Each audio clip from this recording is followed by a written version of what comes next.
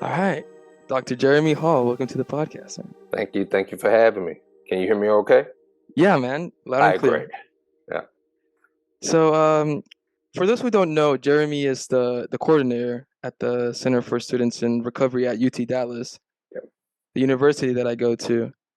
And I thought maybe we could start by maybe just saying a little bit about um like your past maybe and a little bit about who you are just so people can get a little taste of Yeah. Jeremy. Absolutely. So my name is Dr. Jeremy Hall.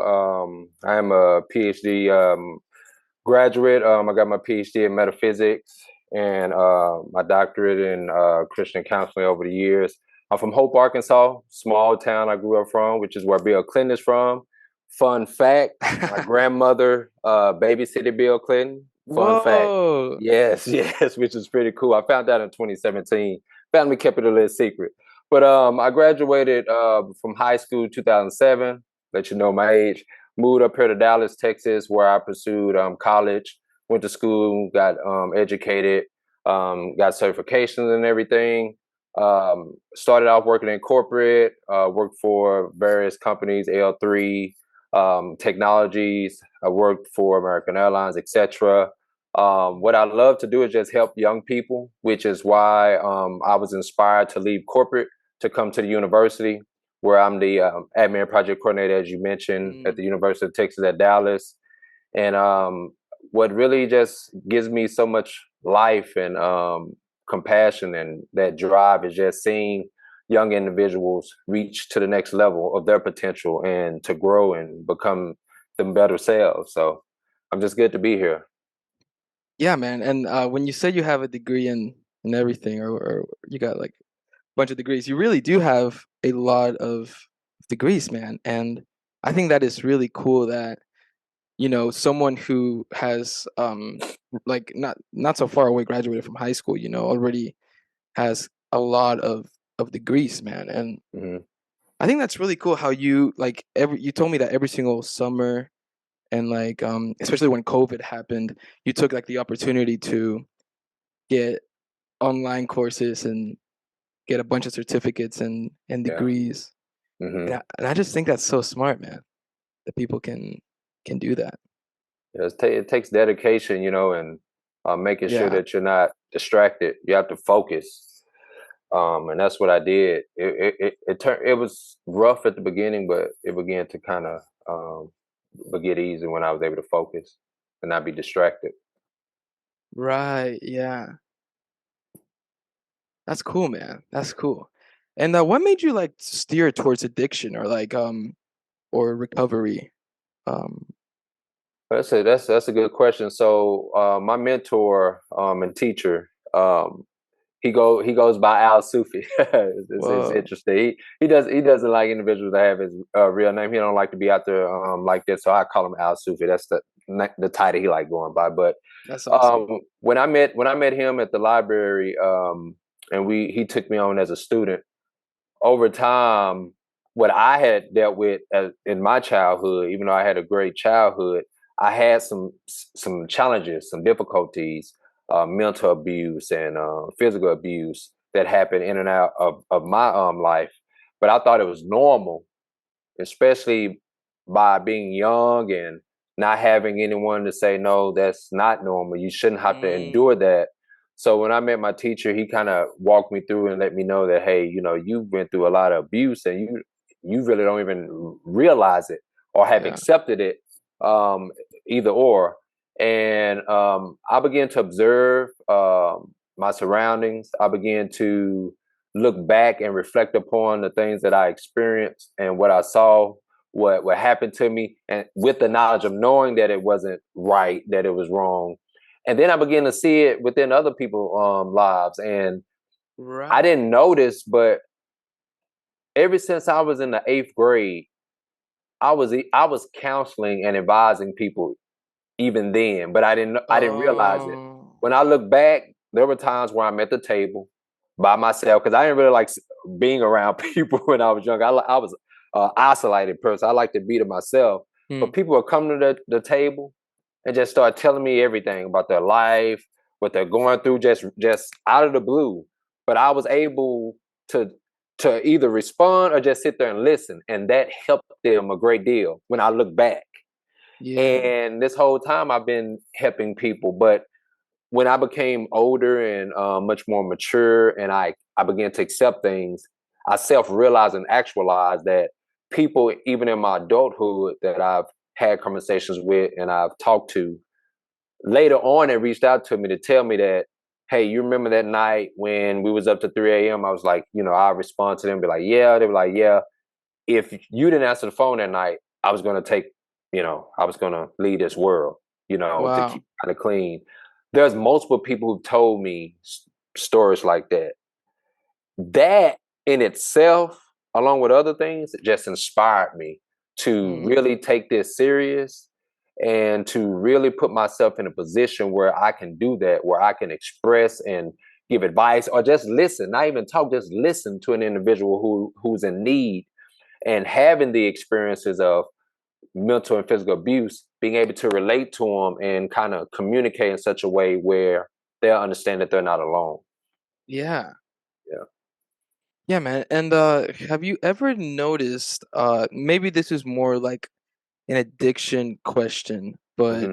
do you think that there's like a noticed some kind of a type of person, for example, or some type of trait that uh that person becomes addicted? And do you see these traits remain after they like recover and they like have found like a way to work with them, Hmm. and but they like it's still there, right? Like does it go away? Do these traits go away, or do you think that it is something that anyone can get addicted to, or you think anyone can get That's addicted? that's a good question.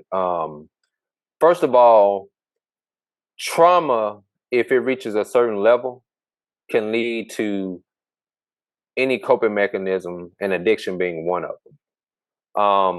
Mm-hmm. Let's say an individual becomes addicted to, let's say, narcotics or um, fentanyl or anything, and let's say they recover.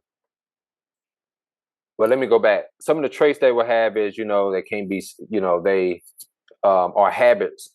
They can't be still, or they're impatient, or they just can't be settled. They can't focus. They can't really concentrate because what's on their mind is getting that whatever that substance is or whatever that thing is to calm them down. But let's say they recover and everything. There are things that can occur, like a phrase or a specific environment that they can be put in that can trigger those symptoms to come back. Even if they don't indulge in the thing, but they can begin to have those symptoms that can eventually lead to them intaking the substance, especially if it's available, or being inspired to go find it. So it could be an environment.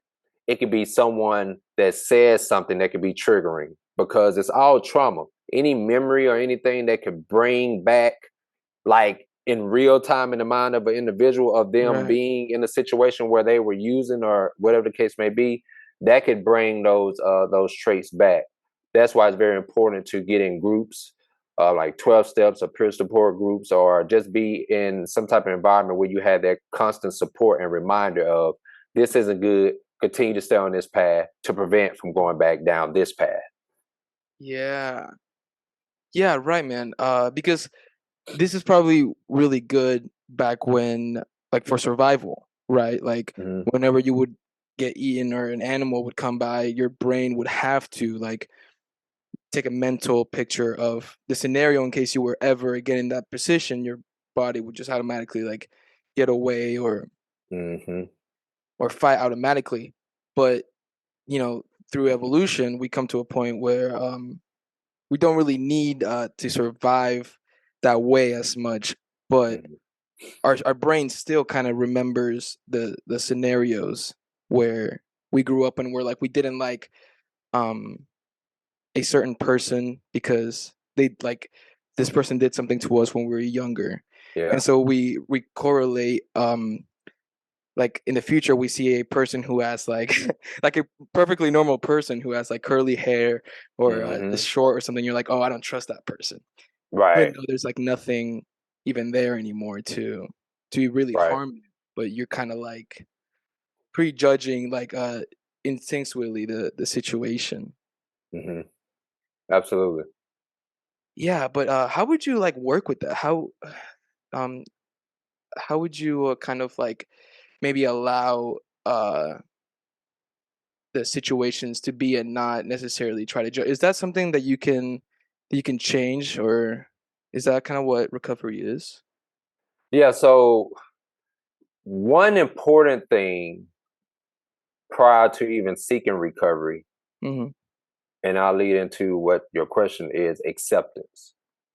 If you don't accept your condition or your situation or your circumstance, there is no next action that is going to be implemented because you haven't accepted. A lot of people, most people, unfortunately, suffer, continue to be miserable, or continue to go down a path of darkness because of their unwillingness to accept what's going on in their life. And Hmm. that is because of ego. Ego overrides logic, it overrides intelligence, it overrides that reasoning. So ego can has defeated a lot of people and it's currently still defeating individuals. So acceptance first. Once they have accepted what's going on, they go through the phases of getting help. What ended up happening is their condition begins to be reconditioned if they accept each step of the way of the recovery, of the lessons, of the instructions that's been given to them. They get to a point where their mindset begins to be reconditioned back to the original way of thinking for their minds, of their Hmm. personality. The trauma has to be addressed, has to be accepted, and then by virtue of that, once the acceptance occurs, there's room that opens up in the mind of that individual or in the essence of the individuals where they're willing to receive instructions and willing to change and take those options and tools that's given to them and put them into action to make sure that they change their way of thinking. Now that doesn't mean they're going to continue to have trust issues, for example.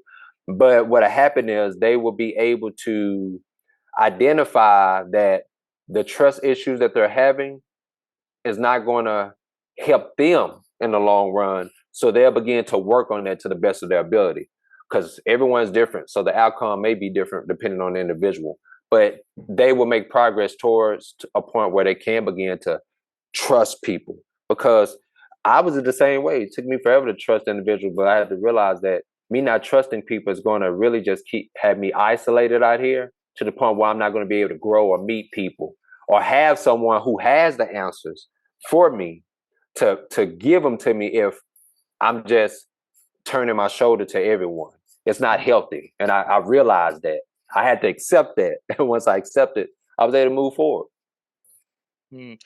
Yeah, I I kind of struggle with that a little bit personally Mm, because like for example in the family, for example, there's the example that you can like almost like in the Bhagavad Gita, you know how they talk about uh Krishna tells Arjuna to fight, right? To accept things as they are and to mm, just fight and not run away from the battle.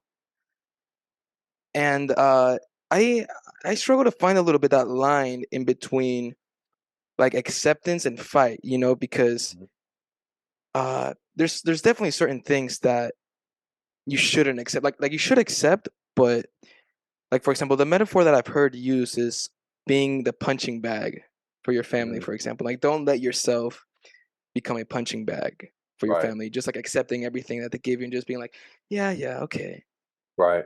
You know, but rather like fight, you know, and I struggle between those two boundaries, man. I don't know when I should accept it and be like, okay. or I should fight and be like, no, you know? Hmm. I can help. I can help with that for you and for anyone that's listening that may be in a similar situation. Um, and let me say this. I meant to say this at the beginning. For all the listeners, I am not a clinician. I don't have a licensure to counsel in an organization. So I'm not a clinician. I want to sit there for the record in case someone at the counseling center or any other institution get a hold of this or watch this. I just want to put it out there. I'm not a clinician. I did not go through a clinical program to get my licensure to counsel people from a clinical perspective. However, I counsel based upon the holistic approach and based upon individual's faith. But I'm not a clinician, so take what I say with a grain of salt and do your research. But I'm not a Right. clinician. I just want to put that out there. Okay. All right. Now back to what I was going to say. If you're dealing, let's say the situation where Arjuna was dealing with, which is something I personally had dealt with, which is why I relate to that story so much, and the reason why I love the Bhagavad Gita. Um, First, let's say you're dealing with a parent or a relative who you don't have an agreement with. They're being disrespectful. You accept the fact that they're being disrespectful, and once you accept that fact, now you have to determine what you're going to do about it. Mm-hmm. Once you determine what you're going to do about it, immediately do something about it. Having a conversation, confronting the individual. Don't have to be violent. You can confront someone intelligently. Mm, Confront them. Let them know what's going on, how you feel, and make sure to communicate to them that you don't want this to continue going down this path. Because if so, you're going to have to withdraw your consent from that individual, meaning not deal with them anymore. Deal with them from afar, if anything, if you're going to deal with them, but you got to withdraw your consent. A lot of times, we as individuals make our situations difficult because we don't want to accept the truth that's in front of us, because the truth is not pretty. It doesn't come dressed in in the beautiful clothing. It doesn't come the way we want it. That's why we have to understand that everything is not going to be beautiful, but to accept that, because it's still instructions. It's still an experience to help us grow. So if you ever find yourself in a situation where you don't want to fight, but you mm, know fighting is necessary, but you don't want to be the bad person, know that you're not being the bad person, you're setting boundaries. It goes back to boundaries. A lot of mm, young individuals, especially, afraid to set boundaries because of the poisonous doctrine that society has placed upon us. Like, you don't supposed to say talk back to your mom or your dad because that's your right. parent. That's a bunch of BS, and I'm gonna just say it. So if your parents have a problem with that, they can talk to me personally. But if a young individual is doing what they're supposed to do, they're being righteous, they're being honorable, they're being noble, and their actions reflect that, it's their birthright to be treated with honor and respect from whoever. And if they're not Right. receiving that, it's their birthright to address it and to have a conversation, whether if it's with Yeah. mom, father, grandpa, grandma, auntie, whoever, friend, spouse, husband, wife. That conversation has to be put up, and boundaries have to be set. Yeah, man. That's very important, man. Mhm. Yeah. Um, I'm thinking of like tying that somehow into, manifestation. What's your idea on manifestation? A Ooh, ooh. little sidetrack. Yeah, no, no, no. Oh man, being a metaphysician, I love those type of questions. So manifestation. First of all, I would say you can't manifest anything if you don't have faith, which I use faith as a means of confidence. That's what faith means for all the people who are religious, or maybe Muslims, Christians, whatever, Jehovah. Faith is confidence. First, you have to have confidence in yourself. Once you have confidence, and there's something that you want, for example, let's say you want a car, a brand new car, Hmm. a Jaguar, for example, or a Jeep or Mercedes, whatever. Hmm. The first thing in order to get that is you have to follow universal principles. The question is, what is the principle to get that Mercedes? Well, the principle is you need to find a job if you don't have one. And if you have a job, the principle is save money until you have enough saved to put a down payment on that vehicle. So let's say you want a Mercedes. If you want to manifest it, have the confidence that I can manifest this. Put in the work to ensure that it manifests.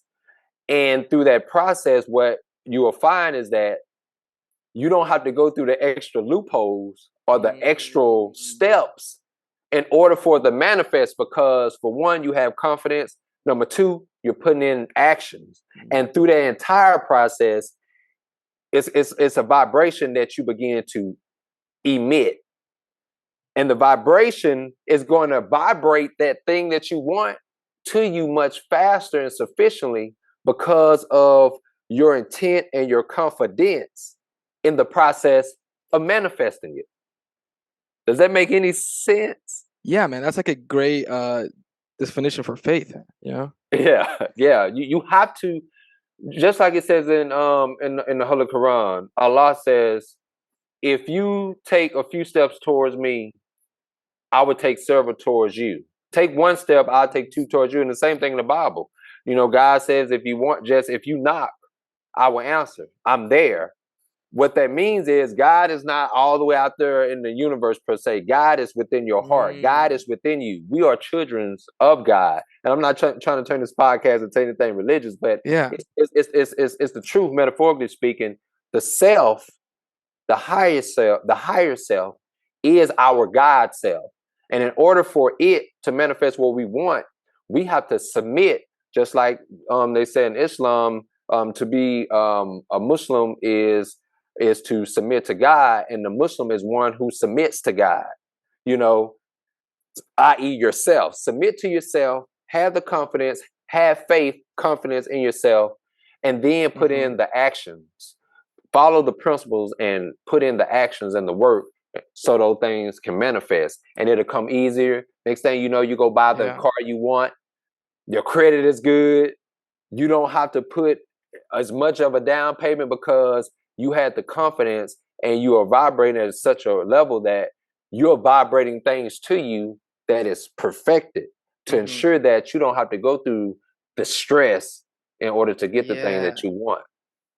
Right. Yeah. That almost seems like a vital step, man, to not do the extra steps to get the thing that you want. Like, because then it wouldn't come easily. You have to you want it to come easily. You want it to come in the most easiest way and convenient, and almost like watering a plant, you know, just because you're sitting there, you know, telling the plant to grow, probably won't grow any faster, you know. You just have to like water it and then like go away, let it do its thing. And then naturally the seed will sprout or whatever. Right. The mind is very powerful. Like I wanted, for example, I wanted a particular vehicle. What I started doing is I started fasting, and I kept my intent on that vehicle I wanted. And what ended up happening is I became so confident that I would have it that I started doing things that I normally wouldn't do. For example, working extra hours, and being happy and looking forward to working those extra hours. It changed my whole mindset. I began to get happy and excited and confident that I would get that thing that I wanted in such a way where I began to do extra things that used to be difficult to my perception. It became very simple because of that confidence. And guess what? I got the vehicle I wanted. I'll share a story with you. I'll make it quick. The vehicle I wanted, I went to the dealership. They didn't have the color of the vehicle that I wanted. They had the vehicle, but not the color. And it was a one that was much newer. And I didn't want, that wasn't within my budget. I wanted to go within my budget. And remember, it's all about boundaries, my budget. So I was like, no, this is not within my budget. Plus, it's not the color that I want. I end up leaving the dealership with the intent that I will eventually get the vehicle I wanted. Yeah. About 30 minutes after leaving the car lot, the dealership called me and said, "Hey, there's a couple that just came up here in an all black Jeep and they're trading it in right now for a Forerunner.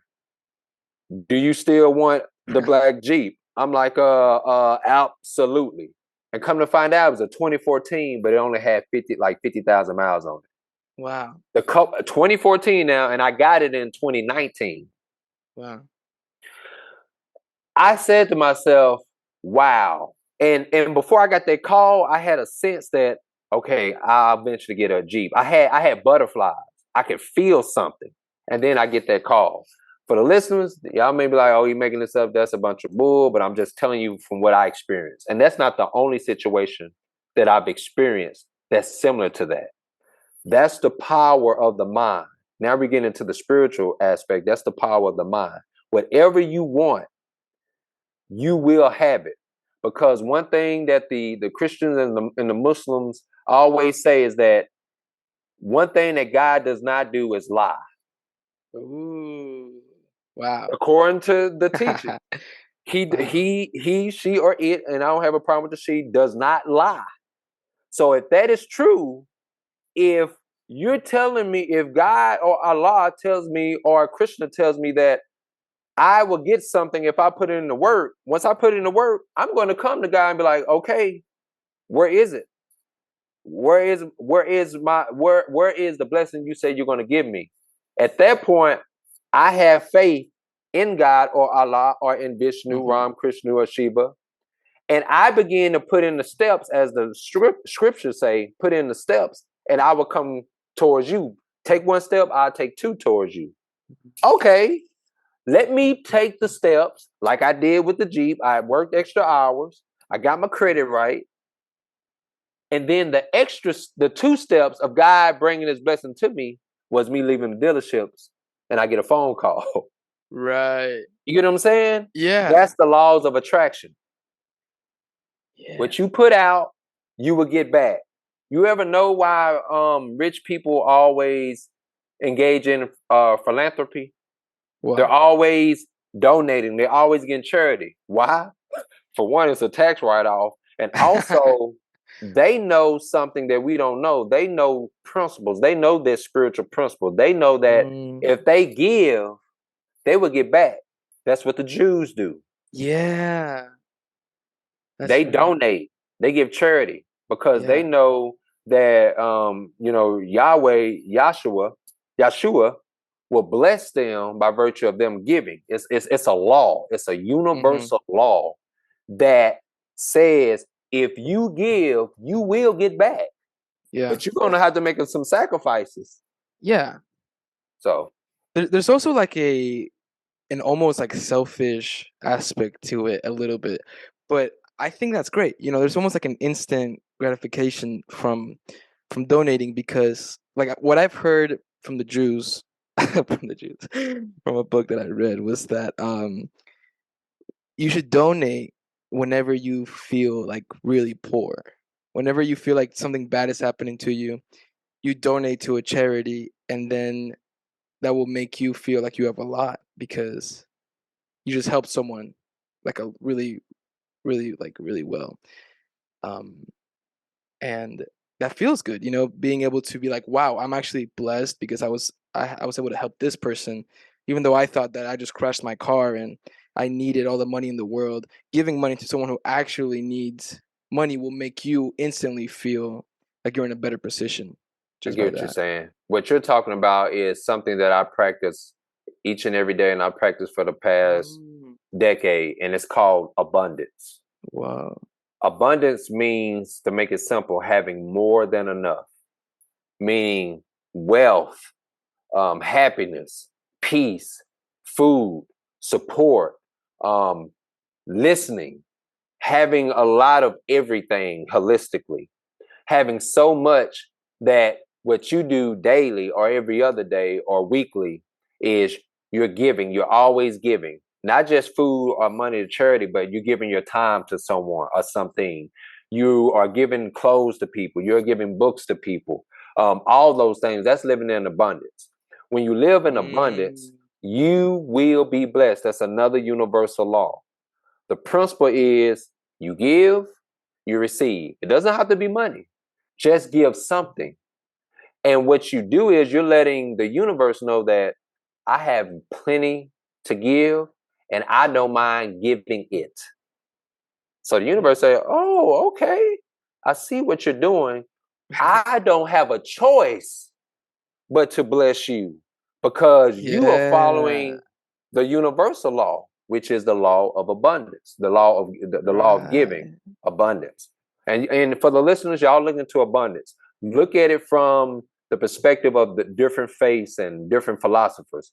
Abundance is very, very powerful. I thought it was a bunch of bull. I'm not gonna Yeah. lie. I thought it was a bunch of crap, just some Right. stuff that people talk about, and it Yeah. sounds good until I began living it. Because I'm always Yeah. giving, always. Yeah. And that goes against like everything that we learn in school. Yeah, Kinda. We go like, well, you need to work. You need to work to feel good. You need money. You need to start, have a business, and you yeah, need all of these things that you right. don't have in order to look for the thing that you're looking for that really you had all along. Yes, it's in you. Whatever you want is already a birthright for you to have. It's already in you. It's in your Yeah. essence. It's in your mind. It's in your heart. It's in your spirit. It's in your essence. It's in your soul. In order to manifest it, you have to look within, Yeah. have confidence in that process, and then what you see within will become without. It will become outside. It will manifest to you. You look within, and then you manifest it from within you to outside of you. It sounds weird. I know it does. It sounds crazy, but I challenge each listener who's going to be listening to this podcast, who watches this podcast, which I encourage y'all to watch all of Eric's podcasts because Eric is very fascinating, very intelligent, highly intelligent, very willing to listen, and he's helped a lot of people. And he's an awesome young man. So I highly recommend all the listeners to Thank you, man. watch each and every one of Eric's podcasts. Support him in whatever way. But make sure that you all test what I'm saying. Please test it. Do it. Test me. Test it. Test abundance. Test the universe. If you're an atheist, test yourself. Test yourself, put it to action. And I guarantee you, with the confidence and the right mind space and the right head space, you will get what you want. It's a Yeah. law. Yeah, man. And that's so different than like, for example, religion. For example, religion is kind of like the opposite of that. Religion is like, trust me. Trust Mm-hmm. me, you will die and you will go to heaven. Trust Mm-hmm. me, but with this idea, it's kind of like, don't believe me. Go and try yourself. Please, by Mm-hmm. all means, don't. Mm-hmm. You will experience this right now yourself, And you know it's interesting you say that about the religions not teaching it. What's sad is the knowledge is in this knowledge that I'm talking about is in every single holy scripture book. It's in the Bhagavad Gita, it's Yeah. in the Bible, it's in the Holy Quran, it's That's in true. the Hadith. It's there, but unfortunately, though priests or preachers knowingly or unknowingly don't teach it. Hmm. Because for one, they may not know it. Two, they may know it, but they don't want other people to be aware of it because if other people know how to manifest things, it's no use to go to them to get answers because in the ancient times, priests were the ones that people would go to get teachings, to get instructions so that they can live a happy, healthy, and wealthy life. That's the foundation of the church is a place of congregation for people to congregate, to get instructions, to get knowledge, Right. to take with them so that they can live a healthy, happy, and wealthy life. That's the basis of it. But unfortunately, the new ways, the new laws that have been put in place is to prevent people from having that knowledge so that they can live a happy, healthy, and wealthy life. Yeah, right. It's like, look, I have all the instructions. Uh, Stay here. Keep coming back to me. Keep giving me your money. Mm-hmm. Keep, they want to keep you like in that one spot of looking, right? Mm-hmm. Um, but uh, the reality is that it's just like the church, religion, priest are just kind of like vehicles to use, right? Mhm. And whenever you're in an Uber in a car and you reach your destination, you get out of the car. You don't Right. stay in the car and sit there like, okay, we're here. No, you get out of the car and then you do what you went there to do, you know? Right. You paid your money, i.e., you invested. Yeah. You got your investment led you to your destination, and then you got out of your destination. Now you're ready to start your journey. You Yeah. know, Yeah. Exactly. and but I can guarantee you, we're coming into a time where things are going to change in such a way where individuals will begin to seek real teachers, Mm, real gurus, or real individuals who have a lot yeah. of experience that can give them hard instructions. And the reason I say hard instructions because if you give someone in a time that's coming, if the giving soft instructions are just, Mm, you should do this and do it this way, that ain't gonna be enough to inspire people to do what needs to be done for the world that's coming. yeah. Because we're coming into rough times. Not to discourage the listeners, but I mean it's a reality. And this is hard for me to tell y'all. It really sucks for me to tell you, but I just Hmm. got to be truthful with the listeners. Is that we're coming into a time where you're gonna have to be very decisive. You're gonna have to have self-discipline, and you're gonna have to stand on principles, some type of principles, so that you can survive. You can make it through and make it to the other side, the new world that's unfolding in front of our eyes. So make sure you deal with people who are going to be decisive, and that make sure you watch their actions. Don't look at what they say. Just like I'm telling y'all, don't listen to what I say. Right.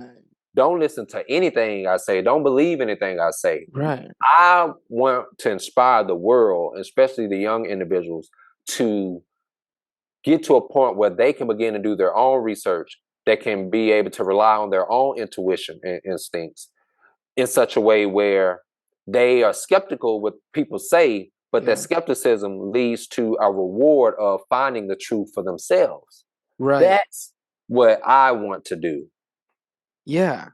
Yeah. Kind of like the Buddha, like the Buddha has so many books, Buddhism has so many books, Yeah. but Buddha was never reading books about Buddhism, Right. because, they Buddha was meditating. Hmm. That's what he was doing when he gained enlightenment. He wasn't like trying to look for some kind of answer. He Right. he he he heard the instruction and he did the action. And then he wrote it down for other people to do, not to read. Yeah. To do. Right. Because one thing I've learned studying, Sikhism and the other isms, mysticism and everything, is that there are a lot of imposters in the world, a lot of people who present themselves as those who have the answers or Ooh, good, great teachers and stuff. And yeah. some of them talk about valid things, Yeah. but the problem is a lot of them are not, they don't, the things that they're teaching does not reflect their livelihood or their journey or their way of life. Make sure that you are listening to someone who has a lot of experience and someone who is actually living the life that they're teaching or that they're Yeah. instructing. That's very important. And let's be honest, no matter how many books you read, you can know every book by verbatim.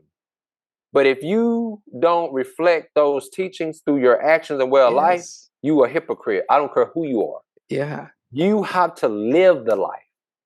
You got to live it. I don't care if you read 100 books. I've read so many books, but it don't mean a dang thing if my Yeah. lifestyle does not reflect Yeah. what I teach or what I talk about. Period.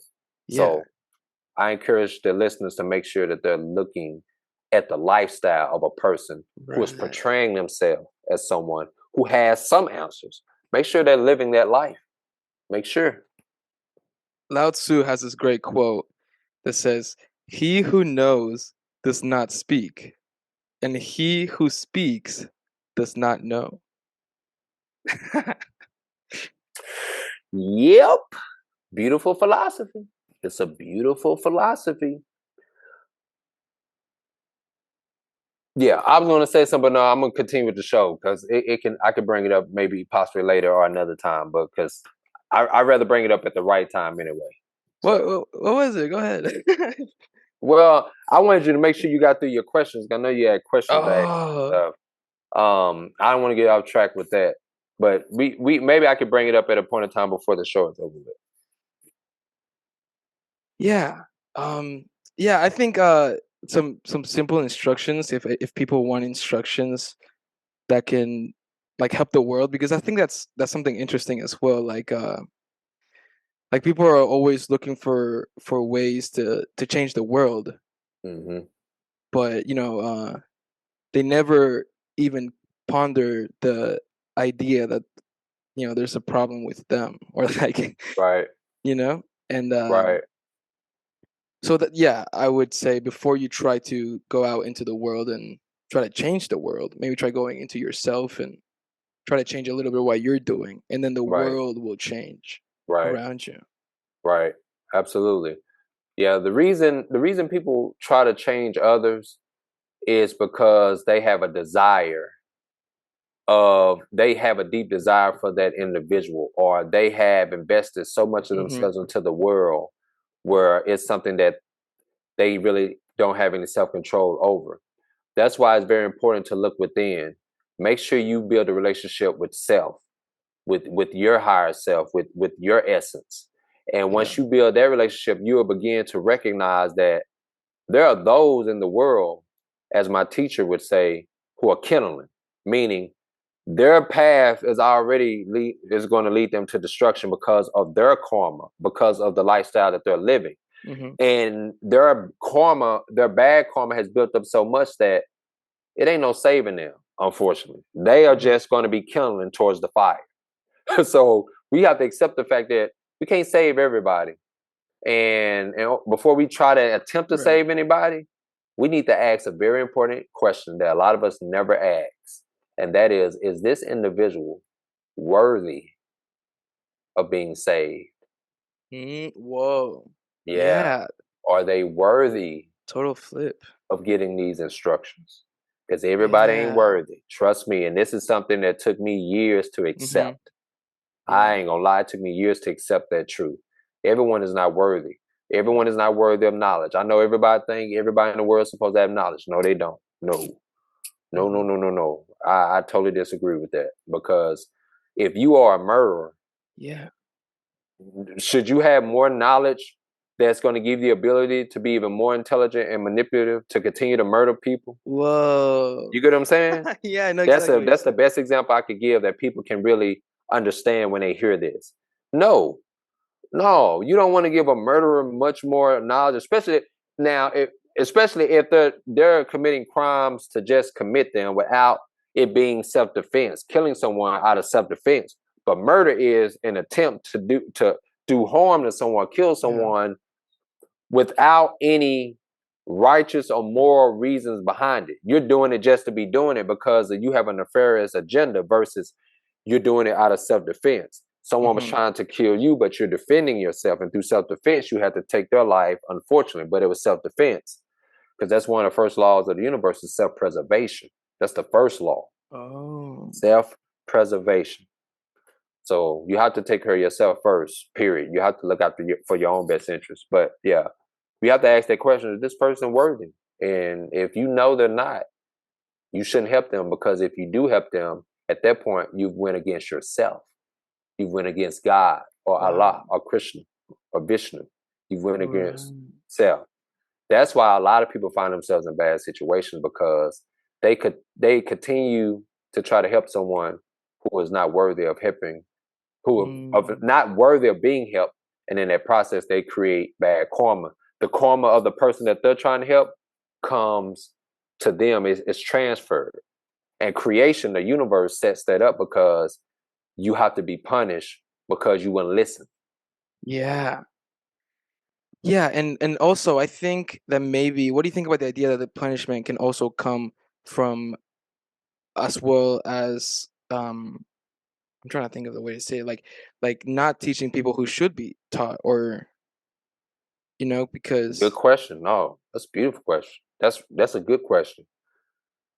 If someone has approached you that you know is worthy, but you don't want to give them any knowledge because of ego or because of you being greedy, yeah, oh yeah, that's there's just as, karma that comes with that too. yeah, Oh right. yeah. Just like if someone come to you that's hungry, you have a wagon full of food, and the destination that you're going to has plenty of food waiting. Yeah.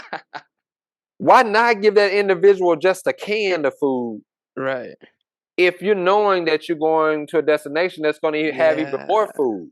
Now, that doesn't mean that that individual may not be worthy, because let's say if this is an individual that you're aware of Hmm. who has mistreated you throughout life, and you meet them on that road and they're starving.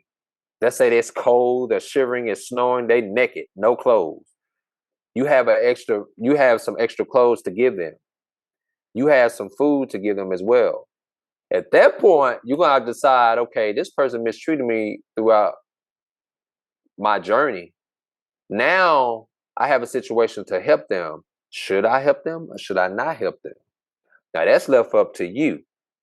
Hmm. However, you better make sure that decision that you make is the right decision, because there's Yeah. karma that's going to follow through, Yeah. you know? But to answer your question, yeah, no, it works both ways.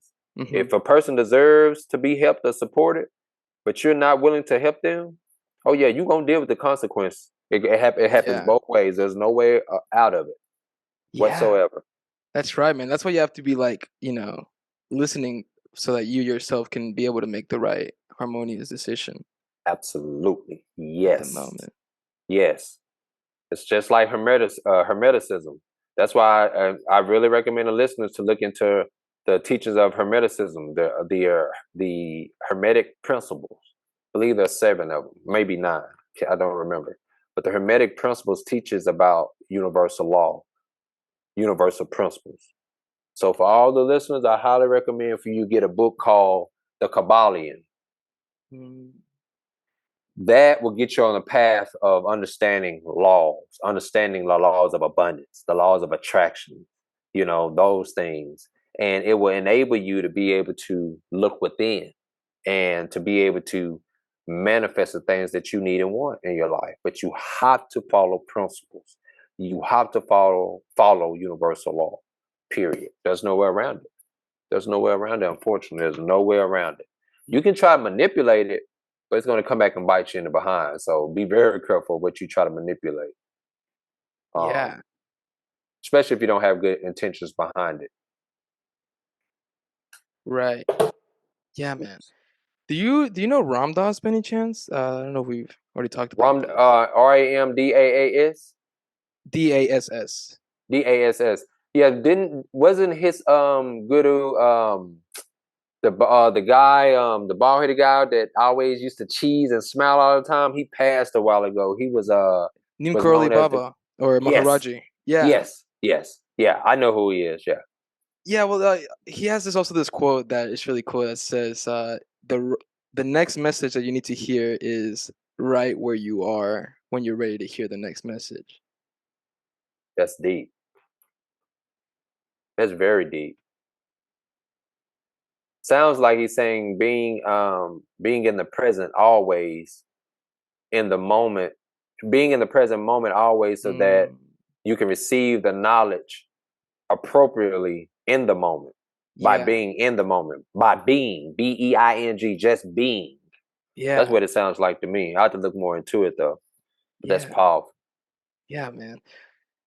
So I think maybe we can take a segue here into like how maybe like drugs can fit into our lives this way, and maybe how we can like maybe just see them, like how maybe we're supposed to see them, especially like as a college student, or as a parent, or different scenarios, in life.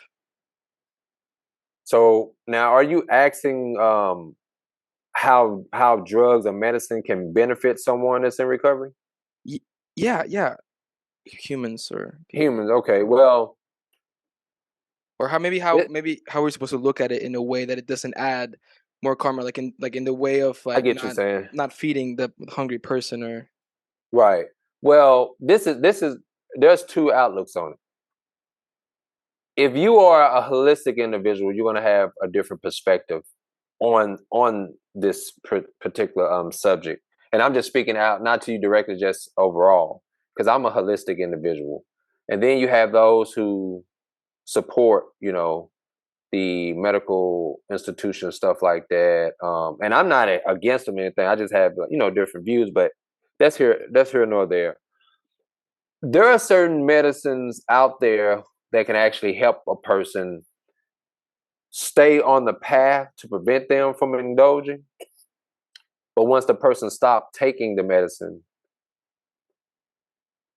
they end up right back from square one. That's not all people, but right. but most people, because medicine. It's a reason why it's called practice. It's a reason why they practice medicine because they haven't got it Oh, right. They're practicing.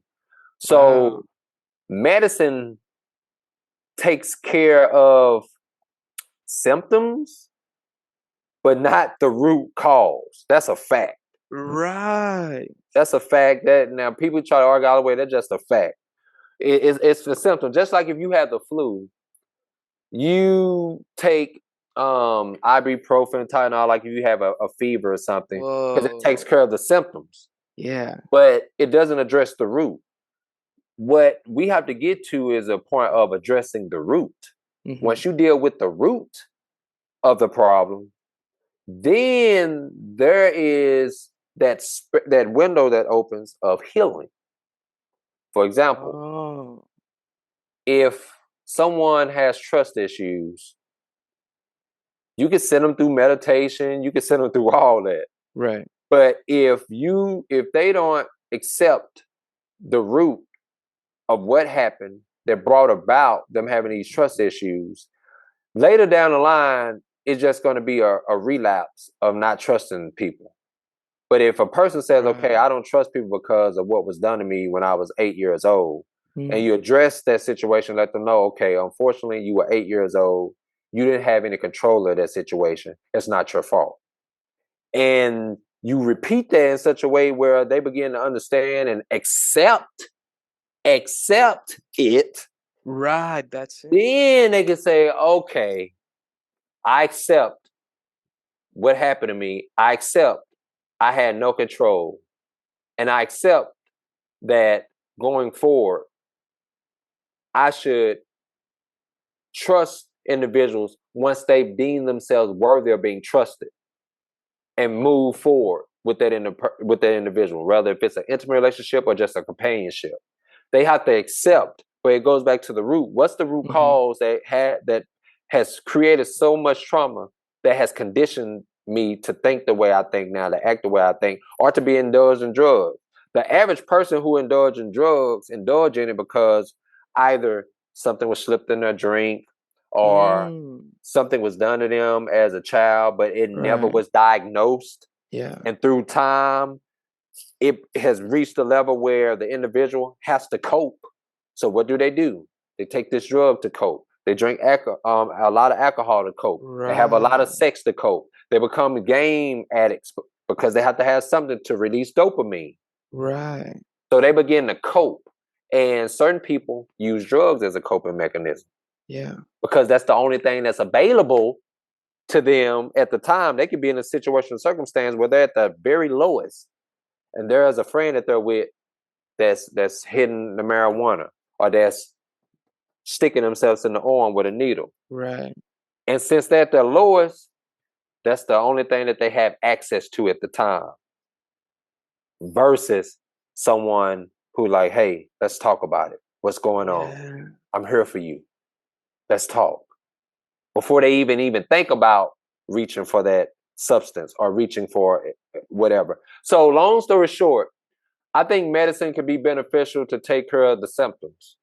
But even if a person is on medicine, they should also be trying to figure out ways holistically to get to a point where they're not depending on the medicine to keep them to keep them from engaging in whatever they've been diagnosed with that led to them having to be on the medicine in the first place.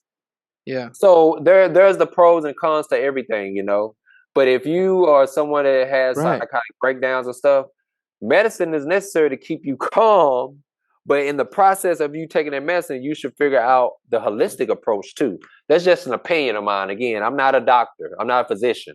You Hmm. know, I can't. You know, only a physician can speak on that. But I'm just giving you my opinion based upon just research that Yeah. I get. You know, because I do a lot of research. I love research. I love peer review studies. I love journals. I love paying money to get access to papers and writings and documentation that you can't get access to unless you pay or unless Yeah. you're in a certain university or something. So, but I just love research. So do your research, but that's just my look on it. I think there's the pros and cons to it. Right. I think people Yeah. shouldn't really just frown upon it because it helps Right. certain people. Certain people told me, hey, this medication helped me, you know, Yeah. but at the same time, you still need to address the root. Yeah. Yeah.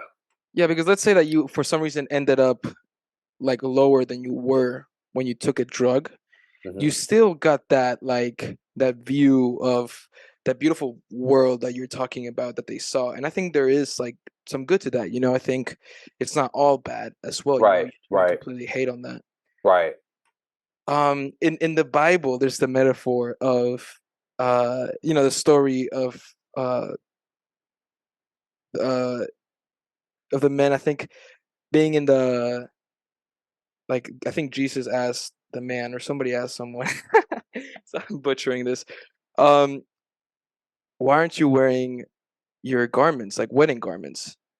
And so they were grabbed by chain and handcuffs and kicked out of the kingdom of heaven Hmm. because they were at a wedding and they weren't wearing wedding clothes. So Clothes. I know I know which story. I believe I recalling that story. It's been so long. It's been a while since I've read that story in the Bible because I've read the Bible, but it's been a while. I don't know remember it verbatim, but I understand where you what you're saying, where you're going with the story. I think I recall that story. But go ahead and finish. yeah, so I think like the idea is that I think Maharaji talks about this because Ramdas, when he first went to India as a psychologist from Harvard, he ended up giving Maharaji LSD. He just brought a bunch of drugs with him, and he was doing like experiments in India, giving people like a bunch of drugs. Yeah. And long story short, Maharaji grabs him. And he's like, "Oh, we have this." Like he takes him. And he's like, "We have this over here." And he's like, "This allows you to go with Christ, but you can't stay there." I like that. That's some good teaching. That's some good teaching. Yeah, what that means is, yeah, you can go, you can be healed, but it won't be permanently. That's what that means. Yeah. It's a temporarily situation and circumstance of Hmm. being okay or being fine, but it's not permanent. But that's Paul. Love it. I love it. Oh, I love that. Oh, I love that. And I guess like the proper acquirement for the wedding in heaven Hmm. is like this idea of maybe you need to die before you can go to heaven. You can't go up there with a body. You can't go there. No, well, see, that's tricky because people don't know this, and this is probably going to be well, there are people who know it, but the average person don't. But the listeners may not never heard of what I'm about to say. So there's the prayer, Our Father, who art in heaven, hallowed be thy name, thy kingdom come, thy will be done on earth as it is in heaven. What that means is heaven is here on earth just like heaven is above. Because again, on earth, as Mm-hmm. earth is in heaven. Heaven is here, but it's a mind state. It's a mind state. It's a mind state. So to go back to the wedding, being in heaven at the wedding is being in a peaceful state, and having the clothes is, i.e., having the morals, the righteousness, the character, the qualities in order to participate in the wedding. That's Right. what that means. It ain't got nothing to do with the physical, the clothes. Right. It's the spirit having Yeah. the qualities to be able to attend the wedding. The Yeah. garment represents the holiness. You need to be whole in order to attend the wedding. Right. That's what Yeah. that means. That's what Yeah. that means. And maybe like what I was trying to go with, like having a body and not having a body, and like dying and not dying, was like having that idea that you are still an individual, that are like things are happening to, and that like you are like a, you know, uh, like a product of the universe's like actions working against you or something. Oh, I get what And you're saying. Okay, I'm and you with you. have to like maybe kill that aspect of the ego Yeah, that's a good perspective. Yes. in order to be able to enjoy the moment. You have to kill maybe like that part of you that wants to go to heaven, maybe. Yeah. Yeah. No. No. I get exactly what you're saying. No, you're on point, Eric. You are absolutely right. In order to get to heaven, Yeah. or to get to bliss, a state of bliss is what you're talking about. Bliss. To get to the state of bliss, you have to destroy ego. Now, you can't eradicate ego forever in your mind. I mean, Right. ego is going to always come there to challenge you, but Yeah. you can tame ego. And when you Right. tame ego, bliss and peace begins to manifest within you. Absolutely. You're 100% correct. Absolutely. Wow. Yeah, you're right. But yeah, Jeremy, thank you so much, man. I Yeah, really no problem. I really appreciate everything that you do for the school, man. I've been to the Center for Students in Recovery, and I love the place. It's such a nice environment, Yeah, good people. yeah. It, it doesn't really feel like there is like some kind of change being forced on you, Hmm. but rather like an acceptance that's being like, we're trying to get to like the root problem, and I really appreciate that, and all of you guys that work with that. So thank you, man. Absolutely. No, thank you. Thank you for having me. And I know that young individuals, I know deep in their soul, they want to be happy. Every person, every human being wants to be happy. Every human being wants to reach to a state where they're living a life of simplicity. But in order to get there, and this is what I was going to talk about earlier, if we had enough time on the show, is they have to have some form of meaning. And the only way to have that is to have purpose. Yeah. People don't have a purpose. That is what leads to depression. That's what leads to unhappiness. That's what leads to confusion. That's what leads to frustration. People don't have a sense of purpose, and they don't even know what purpose is, and they don't know how to get started, where to start to get on the road that leads them towards purpose and living a purposeful life. It's purpose, it's destiny, whatever you want to call it. It's having that fulfillment of knowing that you contribute to the broader of society in some shape or form. When a person has meaning, it's the most liberating, awesome, beautiful, unique, Mm, divine, happy, blissful, peaceful, miraculous, awesome thing that you can ever yeah. experience and feel. Purpose, purpose, purpose. Find your purpose, Eric, and the listeners. And it seems like you're already on that path of what your purpose is. Find your purpose. I guarantee you, when you find your purpose, suffering begins to just be like a fly. Have you ever been Mm, at a gathering or at a picnic or at a barbecue and you're eating and then a fly just comes, what you do? You just swat it away. Once you reach a stage of purpose, suffering, difficulties will become that fly. Something that you just wave, it just shoo at it and they'll fly off. It will come back, but what you do, just fly it off and you continue eating your meal. Nice. So find your purpose, listeners. Find a purpose. And here's a little cheat code that I've personally done whenever I don't have a purpose. Mm-hmm. I'll make finding a purpose my purpose. So Yes. There you go. Love it, Eric. Beautiful. Well said. where can people find you, Jeremy? If anybody wants to reach out or have any questions.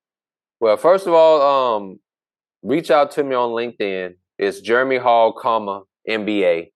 The reason I don't have doctor and everything on there because I work at a university, and my doctorate and PhD is religious based. It's from a seminary school, so that's why I don't have that listed on my LinkedIn. I just have Jeremy Hall, MBA. So I want to clarify that for the listeners. So Jeremy Hall, MBA, you'll find me. You can keep in contact with me on there. Also at UTD, jeremy.hall at utdallas.edu.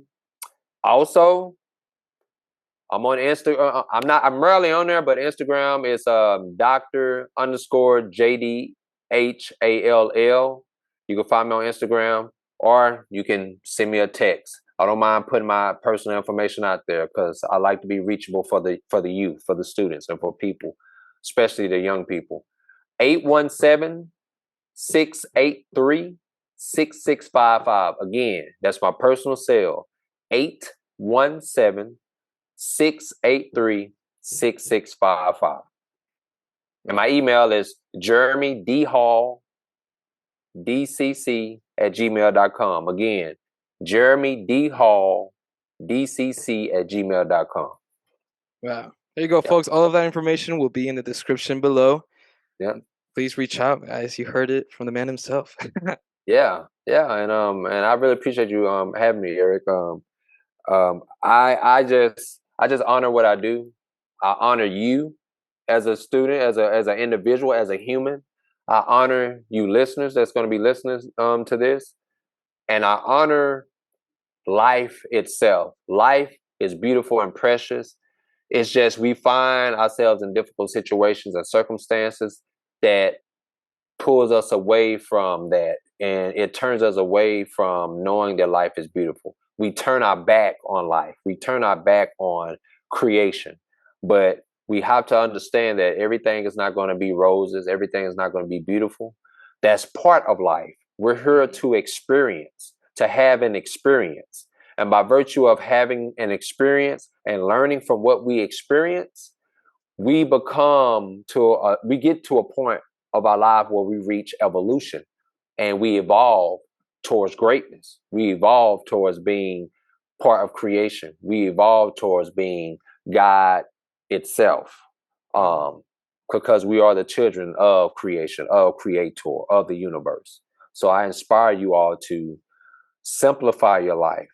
It's okay to have things, but just know that things will not bring you happiness. Everything outside of you is nothingness, as they teach in Kabbalah. Is nothingness. It doesn't exist. It's an illusion. It's not real. What's real is you. So if you want true peace, true happiness, true everything, you want the real, look within and you will find it because it's within you, not outside of you. Beautiful, man. Yeah. Thank you, Jeremy. No problem. You take care of yourself, and if you need anything, just reach out to me. Thank you very much, man. You as well, man. All right. Take care, Eric. Hare Thanks Krishna, for brother. having me. Hare Krishna. All right. Peace.